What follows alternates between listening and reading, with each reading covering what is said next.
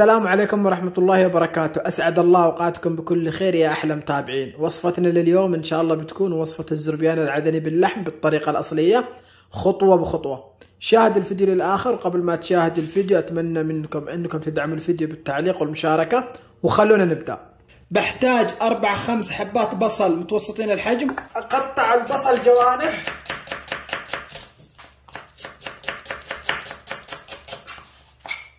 بهذا الشكل. والآن نجي لأهم حاجة في الزربيان اللي هي قلي البصل. طبعا عندي هنا زيت غزير وساخن، وعندي هنا البصل. شوفوا كيف بضيف البصل والنار تكون هادئة. كل اللي بسويه بستمر أحركه فقط، لأن أغلب الناس يجوا يشتكوا من مرارة الزربيان، البصل ينحرق معاهم بسرعة. بتشوفوا كيف طريقتي في قلي البصل سواء للزربيان أو لأي وصفة ثانية، يطلع معي البصل زي الحلاوة وما يمر ولا أي شيء. كل اللي نسويه نحرك فقط، سواء كانت الكمية كثيرة أو قليلة.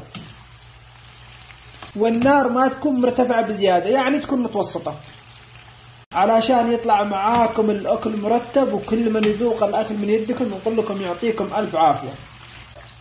كمية البصل هذه اللي أنا سويتها تعتبر كثيرة، باخذ منها حق طبخة الزربيان، والباقي بحتفظ فيها. ممكن اسوي رز شعبي أو رز بشاور أو برياني أو أي وصفة ثانية، بس أستخدم البصل علشان ما أجلس كل شوية أقلي.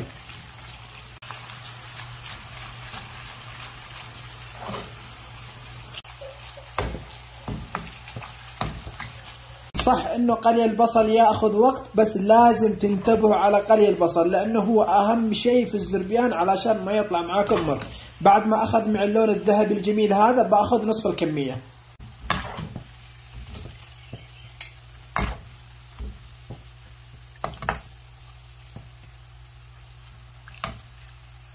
الكمية الباقية بخليها تأخذ لون أغمق من الأولى، ما توصل لدرجة الحراق، يعني تأخذ لون بني بالشكل هذا. أكثر من كذا يمر عليكم.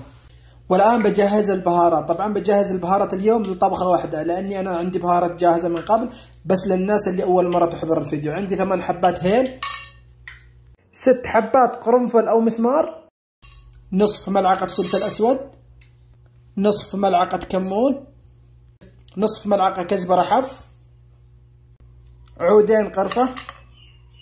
هذه هي البهارات للزربيان بدون أي زيادة أو نقصان. ممكن نزود ورقة غار، بس أنا أشوف إنه ما لها أي داعي.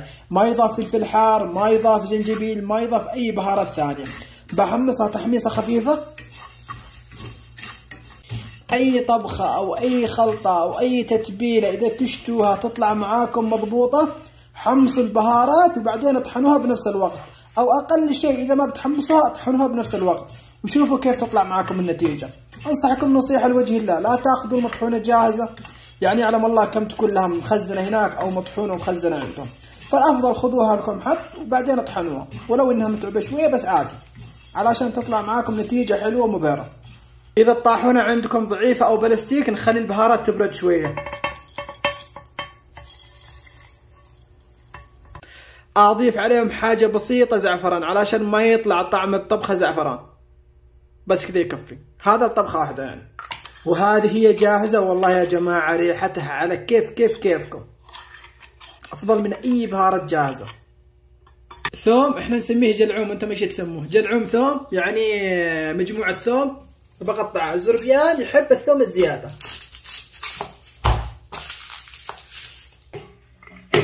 أضيف الثوم في الخلاط، وأضيف البصل المحروق، علبتين زبادي. طبعا 2 كيلو لحم، لكل كيلو ما يقارب علبة واحدة.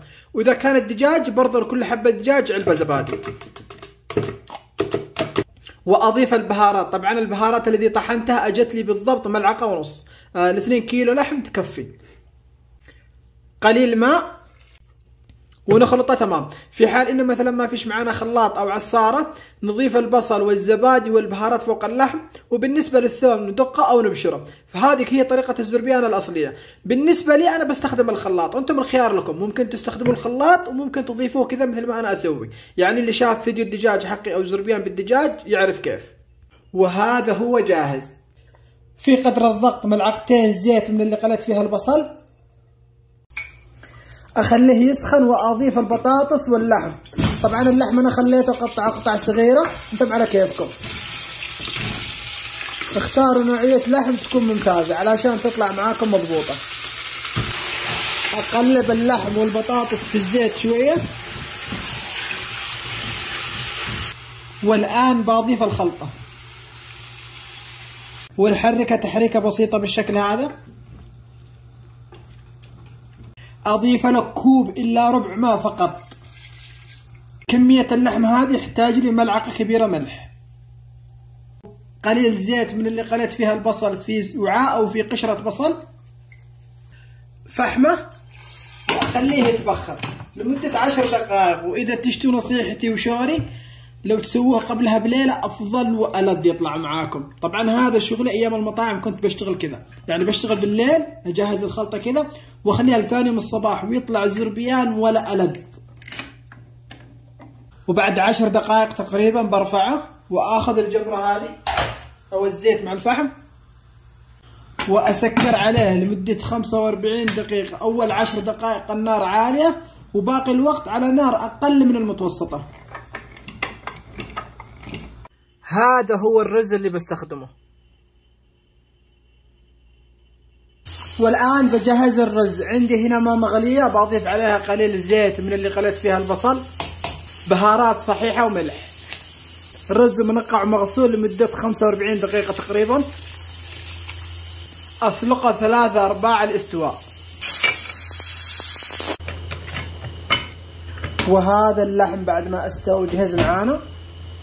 بعد ما يجهز ويستوي اللحم في طريقته لإضافة الرز. ممكن نسحب الصوص لقدر ثاني، نسوي طبقة صوص وبعدين طبقة رز وبعدين اللحم أو الدجاج وبعدين طبقة رز، وممكن نسكب الرز مباشرة فوق اللحم. أنا عندي طريقة حلوة يطلع معاكم الرز نثري وما يطلع متعجن بزيادة. بعد ما سلقت الرز ب5 دقائق آخذ كمية من الرز وأضيفها فوق اللحم. طبعا هذا ما استوى بزيادة. أوزعها فوق اللحم تمام.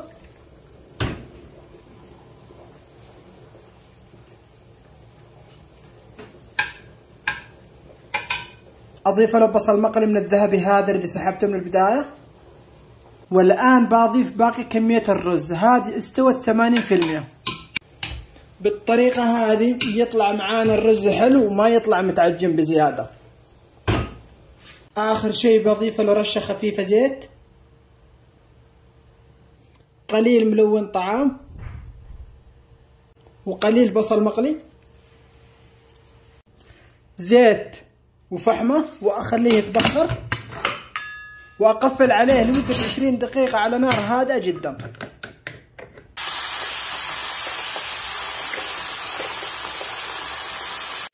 وهذا هو جاهز. ما شاء الله تبارك الله. والله يا جماعة الخير ريحة الزربيان في المخ. أول حاجة برفع الزيت هذا، وثاني شيء باخذ لي من الرز الأصفر هذا علشان أحطه فوق ويطلع شكله كذا مرتب مثل حق المطاعم بالضبط. الباقي بخليه. وثالث شيء أي نوعية كبسة أو حاجة بتسوي في قدر الضغط اقلبوها قلب بالشكل هذا. ما شاء الله. والآن بحط له رشة من الرز الملون هذا بالشكل هذا، وهذا هو جاهز.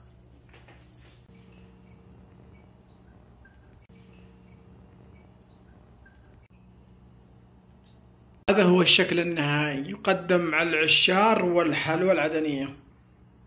جربوه عليكم بالعافية. أتمنى تكون عجبتكم الوصفة. في حال عجبتكم الوصفة لا تنسوا مشاركة الفيديو والتعليق الحلو، وألقاكم في وصفة جديدة، وفي أمان الله.